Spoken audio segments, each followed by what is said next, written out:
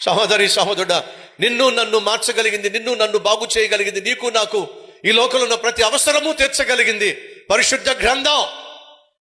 ఈ గ్రంథాన్ని నిర్లక్ష్యం చేయకండి.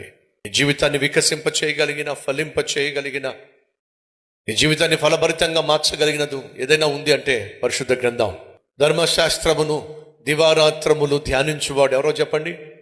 ధన్యుడు అతడు నీటి కాలువల ఓరన నాటబడిన వాడై తన కాలమందు ఏమిటట ఫలమునిచ్చు చెట్టు వలె ఉండును, అతడు చేయునదంతయు సఫలమగును.